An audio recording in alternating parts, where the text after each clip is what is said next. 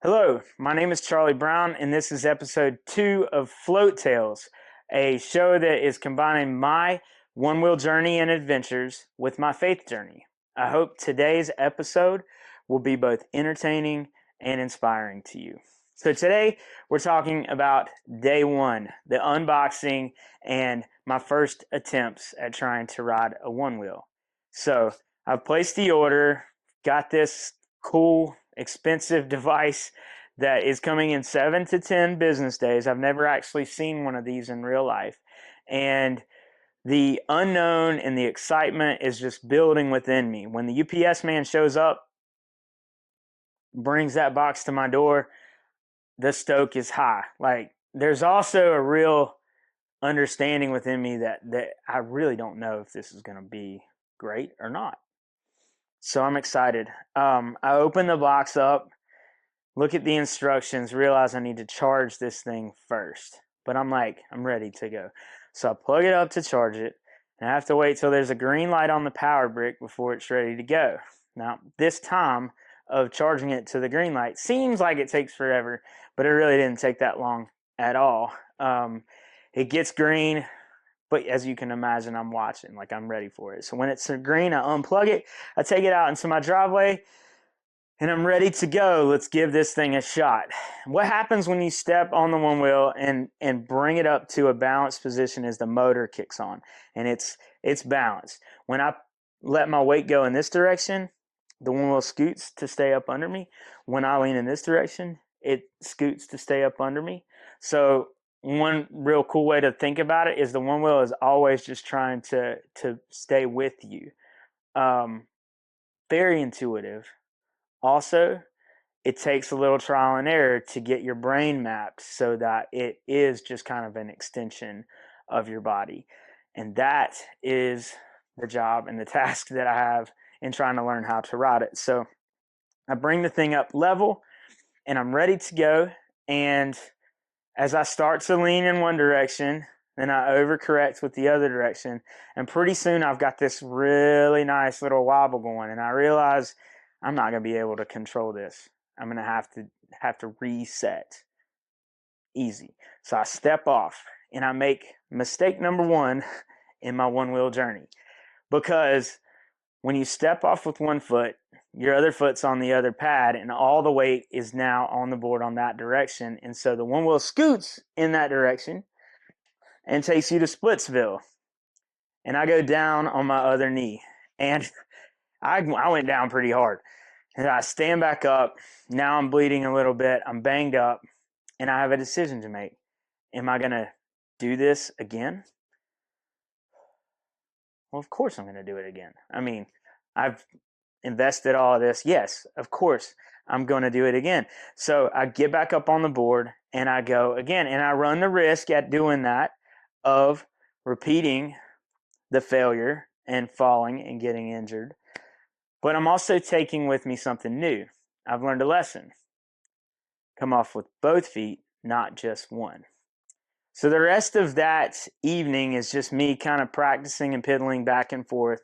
I didn't really get anywhere close to as accomplished with the board on that first day as I hoped that I would, but there was a lot of good trial and error. Every time I dug deep and I brought what I had learned and refined my ride. So the scripture passage that we have for today comes out of Mark chapter 6.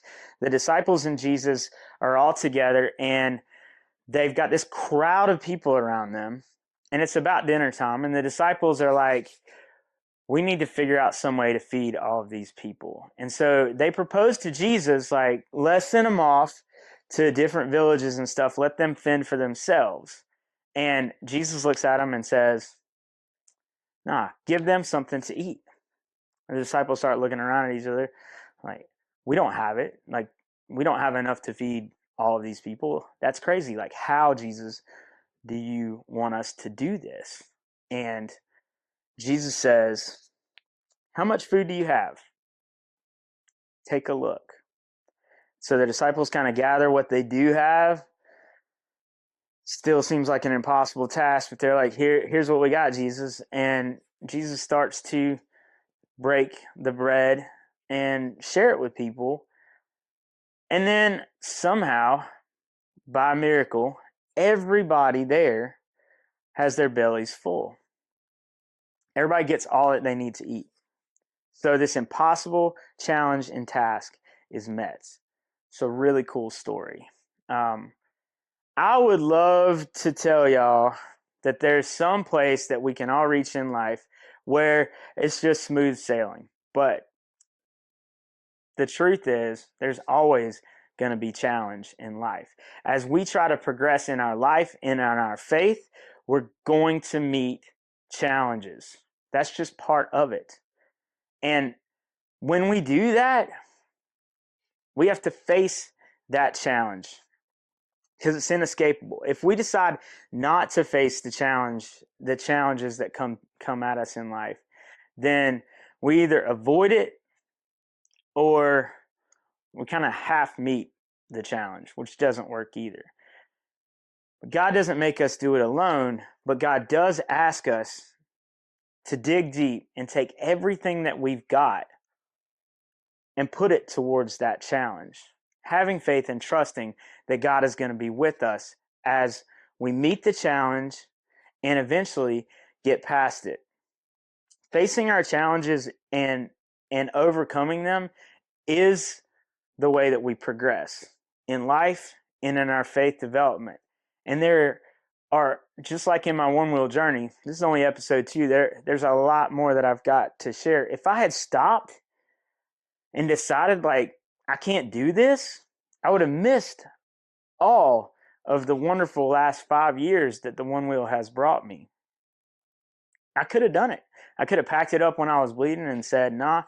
I could have come back, put it on the table and come back, tried it again in a couple weeks. Take me a lot longer to get to where I was going. But when we face those challenges in life, God's saying, let's go. Let's do this. And all we have to do is face that challenge as fully with what we've got as we possibly can and have faith and trust that God is with us.